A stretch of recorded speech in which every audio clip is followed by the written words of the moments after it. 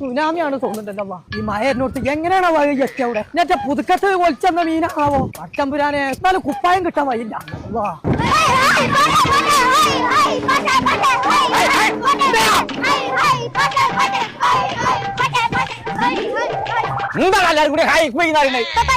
School കൂട്ടി അപ്പൊ ഞങ്ങൾക്ക് മറൈൻ എക്സ്പോക്ക് കൊണ്ടുപോയി. മറൈൻ എക്സ്പോക്ക് എന്നാലും വന്നിട്ടല്ലേ ഉള്ളൂ. ഞാൻ അതൊന്നും അറിയാതെ പഠിച്ചാൻ പറ്റുമോ നോക്കട്ടെ. എല്ലാവരും ആ കന്തിക്ക് പോവാ എല്ലാം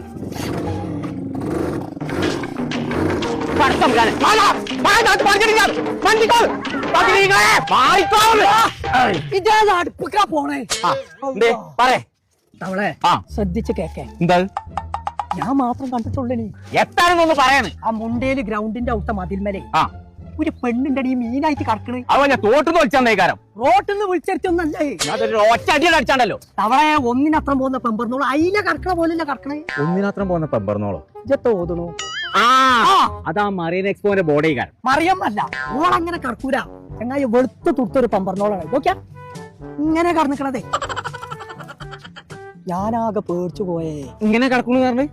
എന്നാ ഒന്നും നോക്കണ്ട, സൈൻ തന്നെയാണ്. വണ്ടിപ്പോ കയറിക്കാ പോയി നോക്കിട്ട് ബാക്കി പരിപാടിയുള്ളൂ. ഓളിപ്പോ മനുഷ്യനെ കൊണ്ട് അറിയിച്ചാ മതിൽ വന്ന് കടന്നു പറഞ്ഞിട്ട്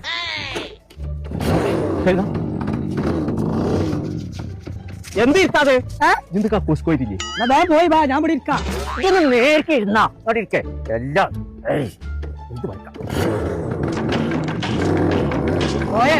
അവിടെ എവിടോ ആണനി. എവിടെ